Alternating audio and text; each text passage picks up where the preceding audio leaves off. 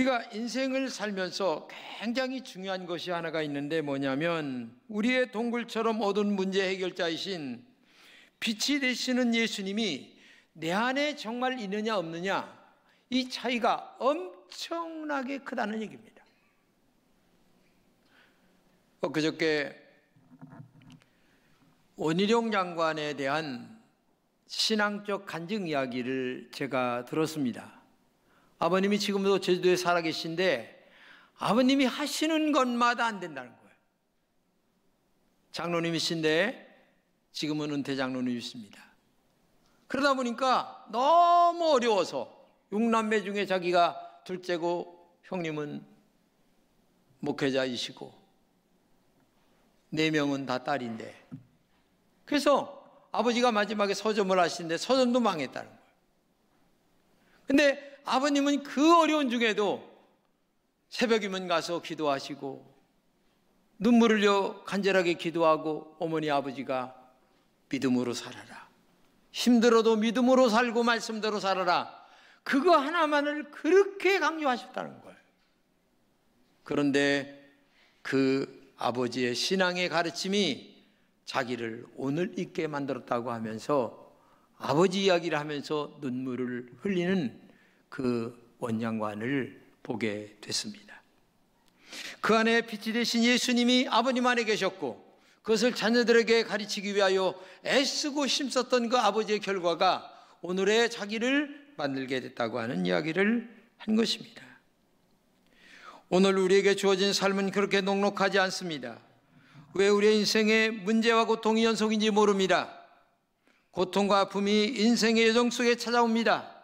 마치 동굴처럼 어두운 인생의 역사가 계속 찾아오는 사람도 있습니다. 그런데 오늘 본문에 이와 같은 동굴 속에 살아가는 어두운 인생 한 사람이 나타납니다. 가장 행복해야 할 요셉에게 지금 결혼 준비 중에 있습니다. 그런데 놀랍게도 원하지 않는 아주 동굴과 같은 캄캄한 어두움의 동굴 속에 문제가 요셉에게 찾아오게 됐습니다. 오늘 본문은 요셉에게 위기가 찾아온 이야기를 우리에게 말하고 있죠. 그는 마리아와 약혼했습니다. 그러나 놀랍게도 자신의 약혼녀 마리아가 임신한 것을 알게 됩니다. 아니, 결혼도 하지 않았는데 임신한 그 여자를 만난 이 요셉의 심정이 어떤가를 여러분 아시죠? 인간적으로만 바라보는 그 요셉에게 내가 지금 약혼한 여자가 임신했어요. 여기에 행복할 남자가 있겠습니까? 정말 깊은 고민과 어두운 동굴 속에서 그 마음의 갈등을 지금 해결하지 못하고 있는 이 요셉의 문제를 한번 좀 깊이 생각해 보시기 바랍니다. 그러니 약혼한 요셉이 얼마나 어두운 동굴처럼 괴로워하고 있나를 우리는 생각해 볼 수가 있습니다. 본문 18절입니다. 예수 그리스도의 나심은 이러하니라. 그의 어머니 마리아가 요셉과 약혼하고 동거하기 전에 성령으로 잉태된 것이 나타났더니. 자, 히브리인들의 결혼 풍습은 결혼 전이지만 약혼은 그들에게 결혼과 같은 법적 효력을 갖고 있다고 합니다. 그러므로 약혼한 여자가 반드시 순결을 지켜야 했습니다. 뿐만 아니라 약혼한 남자와 여자는 결혼 전까지 부부관계를 갖지 않습니다. 이러한 풍습은 오늘의 약혼보다 엄청 엄격한 법적 구속력을 갖고 있습니다. 그래서 약혼을 한 후에 간음죄가 아니면 파혼을 쉽게 하기가 어렵다는 얘기죠. 그러므로 어떤 여자가 정혼기간 중에 남자와 간음을 했을 때에 철저히 간음죄 적용을 하여 율법대로 돌에 맞아 죽을 수밖에 없는 그런 형편이에요. 그래서 요셉은 생각만 해도 너무나 끔찍했습니다. 마리아가 잉태한 사실이 알려지면 그녀가 율법대로 돌에 맞아 죽어야 되는 그러한 일이 벌어지는 것을 생각을 했고, 그 다음에 만약에 그렇게 됐을 때에 자기의 체면은 어떻게 될까라고 하는 이런 그 약혼녀의 문제와 자기의 체면의 문제, 인격의 문제 때문에 얼마나 많은 고민을 하게 되는지. 예? 그래서 이러한 생각을 하는 요셉 자체가 어두운 동굴 속에 갇혀 잡혀서 정말 이러지도 못하고 저러지도 못하고 일에 손이 잡히지 않고, 정말 그 상황을 여러분 한번 생각해 보세요. 개인적으로 이런 일이 있었을 때에 여러분은 요셉의 심정으로 들어가 본다면 아마 오늘 요셉의 이 마음이 얼마나 가슴 아픈 일인가를 우리가 가히 짐작하지 않을 수가 없습니다. 요셉의 인생은 어두운 동굴 속에 갇혀버렸습니다. 그런 인생의 위기가 정말 찾아왔습니다. 아무리 보아도 이 어둠의 함정에서 빠져나갈 길이 없어요. 축복으로 가득해야만 할 이 결혼의 문제가, 약혼의 문제가 오히려 고통을 낳는 어두운 동굴의 문제로 빠져버리고 말았습니다. 그래서 요셉에게는 지금 어두운 동굴을 빠져나갈 해답을 찾으려고 이리 궁리하고 저리 궁리하고 머리를 아무리 굴려도 해결할 방법을 찾을 길이 없습니다. 그러나 요셉은 많이 고민하고 또 고민한 끝에 마음속에 한 가지 결단을 내립니다. 도저히 안 되겠다. 파혼을 해야 되겠다. 뭐 체면이고 뭐고 마리아가 죽든 말든 어떻게 됐든지 간에 파혼을 해야 되겠다라고 하는 마음을 마음속에 간직을 합니다. 그런데 그때 놀랍게도 19절에 이렇게 얘기합니다. 그의 남편 요셉은 의로운 사람이라 그를 드러내지 아니하고 가만히 끊고자 하여. 여기 지금 의로운 사람인 요셉이 파혼을 하기로 마음에 결정을 하고 가만히 끊고자 하여 라는 말을 하고 있죠. 요셉은 의로운 사람이었습니다. 비록 자신의 정은녀가 잉태했지만은 가만히라고 하는 말은 뭐예요? 함부로 누설하지 않고 여기저기 말하지 않고 되도록이면 마리아도 다치지 않고 되도록이면 나도 체면 유지하고 라는 방법 한도 내에서 이 문제를 해결하려고 하는 그 마음을 가졌다는 얘기예요. 문제를 외부로 발설하지 아니하고 조용하게 이 문제를 해결해 보려고 하는 마음을 갖고 이 문제에 접근을 했다는 얘기입니다. 그래서 다른 이유를 들어서 파혼을 해야 되겠다라는 마음을 갖지 않았나 하는 생각을 가져보게 되는 거죠. 그것이 마리아와 요셉의 미래를 위한 최선의 방법이라고 생각을 했기 때문에 그렇습니다. 문제를 해결하는 데는 지혜가 필요합니다. 소문을 내지 않았습니다. 이게 굉장히 중요한 것입니다. 어떤 문제가 있을 때에 여기저기 소문을 내면 이 문제가 와전이 되어서 더 큰 문제로 발생이 되기 때문에 소문을 내지 않고 가만히 끊고자 하여라고 하는 이 요셉의 지혜가 필요한데 오늘날은 그렇지 못합니다. 오히려 더 소문을 내게 되고 여러 사람이 금방 알게 되고 미디어 시대이다 보니까 이런 문제들이 엄청나게 발생할 수밖에 없는 그런 시대 속에도 살고 있지만 사람의 심성들이 또 그렇지 않아요. 더 소문을 내고 싶어하는 마음들도 있다는 얘기죠. 이게 문제입니다. 오늘 여러분과 저는 어떤 문제가 있을 때에 요셉에게 정말 배우는 지혜가 있어서 가만히 끊고자 하여 라고 하는 이 지혜가 여러분들에게 있기를 진심으로 축복합니다. 이게 지혜예요. 이게 은혜란 얘기예요. 이게 성경적이란 얘기입니다. 우리는 정말 내가 죄인이라는 고백이 있어야 됩니다. 내 탓입니다. 나 때문입니다. 이런 고백이 있을 때 문제 해결의 진정한 열쇠가 출발이 된다고 하는 사실을 우리가 알아야 됩니다. 그렇기 때문에 여러분들도 간절하게 하나님 앞에 기도하는 여러분 되시기를 진심으로 축복합니다. 우리는 어떤 경우에도 하나님의 말씀이 인생과 신앙의 기준이 되어야 된다는 얘기입니다. 하지만 어느 순간부터 말씀을 떠나버리고 내가 주인 되어 살아가는 경우가 많이 있습니다. 세상의 방법에 휩쓸려 가고 있습니다. 그래서 하나님의 자녀들마저 인생의 길을 정말 잃어버리고 어두운 동굴 속에서 헤매는 분들이 얼마나 많이 있는지 모른다는 얘기입니다. 우리 믿음의 사람들조차도 영적인 방법으로 살지 않고 끊임없이 자신의 방법으로 어떤 문제를 해결하려고 할 때가 많이 있습니다. 우리 기도합시다. 우리 말씀으로 돌아갑시다. 우리 신앙으로 돌아갑시다. 이렇게 말하지 아니하고 인간의 방법으로 이 문제를 자꾸 해결해 가려고 하다 보니까 꼬일 수밖에 없고 또 꼬일 수밖에 없는 거예요. 그 결과 끝없는 죄의 나락으로 빠져드는 것입니다. 빛의 길을 찾기가 너무너무 힘들다는 얘기입니다. 이제 요셉은 파혼을 하기로 마음속에 작정했습니다. 너무 괴로워서 살 수가 없어요. 아무리 생각해도 방법이 없어요. 어떻게 해결할 길이 없어요. 그래서 파혼을 하기로 딱 마음에 결심을 하고 그날 밤을 자는데 본문 20절 이하입니다. 이 일을 생각할 때에 주의 사자가 현몽하여 이르되 다윗의 자손 요셉아 내 아내 마리아 데려오기를 무서워하지 말라. 그에게 잉태된 자는 성령으로 된 것이라.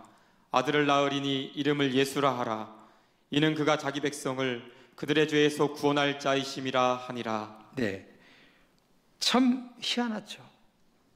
마음의 갈등을 갖고 이 문제를 해결해 보려고 어두운 동굴 속에서 인간의 방법으로 빠져나오려고 아무리 애를 써도 안 되더니만 그날 밤에 하나님의 천사가 나타나 꿈에 현몽을 합니다. 그리고 마리아의 뱃속에 있는 그 아이는 성령에 의하여 잉태되었다는 사실을 알려줍니다. 그 아이는 백성들의 죄에서 구원할 메시아라는, 그리고 이름까지 죄에서 건져낼 자다라는 이름까지 예수라고 확실하게 설명해 줍니다. 요셉은 너무나 놀랐습니다. 그리고 하나님이 두려웠습니다. 하나님의 뱃속에 있는 아이, 마리아의 뱃속에 있는 아이가 고대하던 메시아라고 하니 얼마나 놀랐는지 몰랐습니다. 하지만 이것은 하나님의 말씀이었습니다. 그래서 요셉은 좋든 싫든 순종할 수밖에 없는 사건이 벌어지게 된 거죠. 여러분, 인간적인 방법으로는 요셉은 파혼을 해야 됐습니다. 그러나 하나님의 성령에 의하여서는 결혼을 해야 된다고 하는 얘기입니다.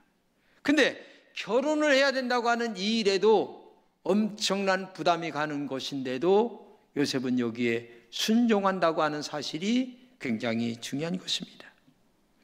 잠에서 깨어난 요셉은 이제 파혼만이 유일한 길이라 믿었던 자신의 방법을 확실하게 마음속에서 내려놓게 됩니다. 그는 주의 사자가 주신 하나님의 말씀이 분명히 자신에게 주신 해답이라고 확신했기 때문에 그렇습니다.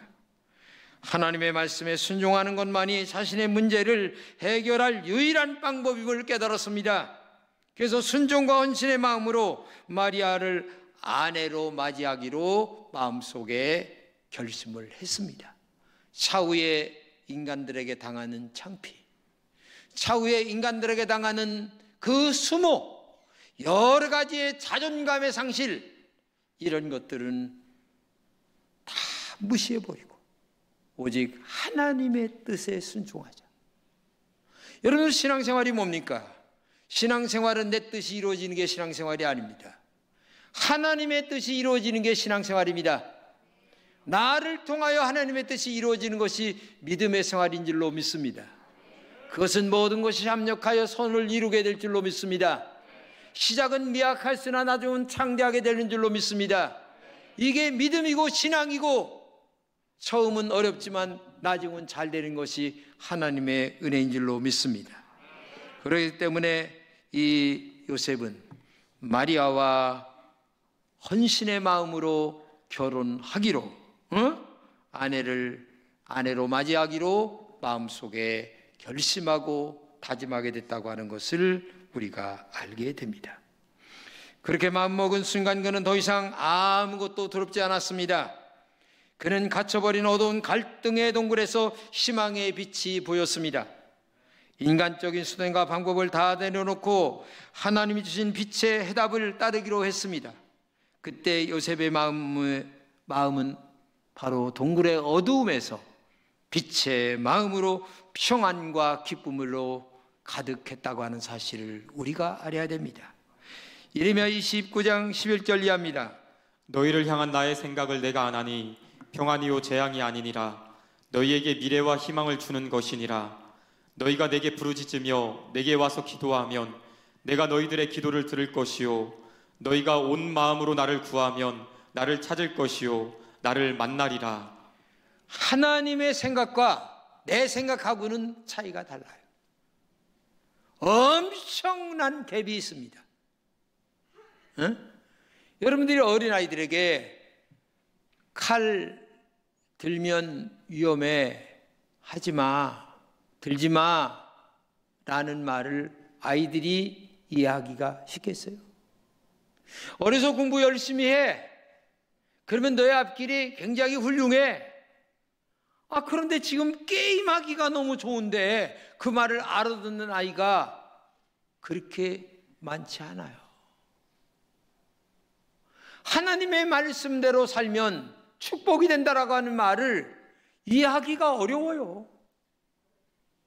교인들은 교회를 다니면서도 아직도 내 주장이 너무 강하고 하나님의 뜻보다 내 뜻을 찾기가 정말 일수예요. 거의 다 그런 분이 태반이에요. 그렇기 때문에 말씀에 순종을 안 해요.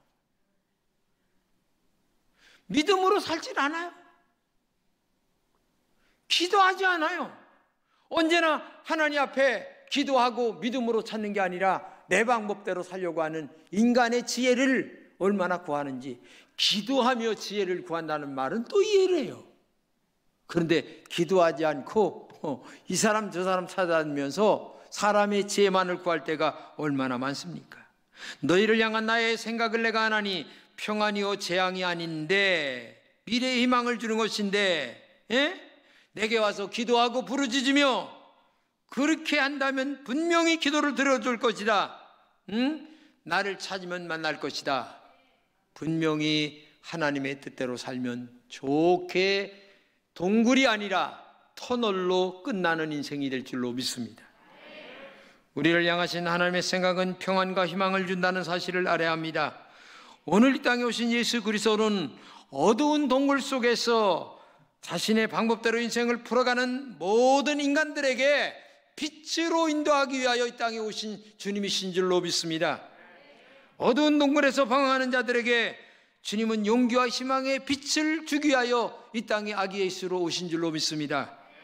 평안과 위로의 빛을 주십니다. 인생의 문제를 해결하는 참 해답의 빛을 우리에게 주신 분이 예수 그리스도 그분이십니다. 오직 예수 안에서만 우리의 인생의 목적을 발견할 수가 있습니다. 인생을 살아가는 참 원리를 발견할 수가 있습니다. 진정한 삶의 의미를 찾을 수가 있습니다. 그래서 오늘 우리는 요셉처럼 하나님의 말씀을 믿고 구원 자 되신 예수 그리스도 앞에 나와 믿음으로 기도하고 말씀대로 살아가는 길만이 진정한 해답이 되는 줄로 믿습니다. 빛의 길로 나가는 길인 줄로 믿습니다. 인간의 삶의 방식과 세상의 원리를 내려놓는 길만이 진정한 동굴을 벗어나, 아니 동굴 속에 있다 할지라도 하나님의 밝은 빛으로 우리를 인도하는 길인 줄로 믿습니다. 정말 어두운 동굴 속에서 희망의 빛 대신 예수님을 만나는 여러분 되시기를 진심으로 축복합니다. 1835년도에 대학을 졸업한 조지 뮬러라고 하는 목사님이 계십니다. 그때 콜레라가 영국의 브리스톨이라고 하는 지방을 휩쓸고 갑니다. 사람들이 다 죽어갑니다. 그리고 어린아이들이 부모를 잃고 콜레라에 걸려 정말 이리저리 방황하며 여기저기 시신이 나뒹구는 것을 보게 됩니다. 그 모습을 한복판에서 이렇게 바라보던 이 뮬러 목사님이 하나님 앞에 기도하면서 저 어린아이들을 어떻게 살려낼 수 있을까? 라고 하는 마음의 기도를 하면서 눈물을 흘리면서 그 쓰러진 어린아이들의 시신을 보면서 참 기도를 합니다. 그때 마음속에 성령께서 고아원을 세웠으면 좋겠다는 생각을 주시는 거예요. 근데 주머니를 뒤져보니까 이 펜스밖에 없어요. 돈이 없는 거예요. 어떻게 이 펜스를 가지고서 고아원을 세울 수 있겠습니까? 그의 계획은 어두운 동굴이었습니다. 빛이 보이질 않았어요. 고아원을 설립하기 위해서는 약 1,000파운드가 필요한데 그 많은 돈을 어디서 건질 수가 있겠습니까? 오직 그는 하나님 앞에 엎드려 기도했습니다. 하나님, 저 죽어가는 어린아이들의 생명을 건질 수 있도록 고아원을 건립할 수 있는 은혜를 주시옵소서 라고 오랫동안 기도하는데, 놀랍게도 프랑케라고 하는 사람의 책을, 고아원의 설립자이신 프랑케라고 하는 사람의 책을 읽다가 확고한 신앙을 또 갖게 됩니다. 그런데 어느 날 기도를 하는데 하나님께서 시편 81편 10절을 그에게 음성으로 들려주시는 거예요.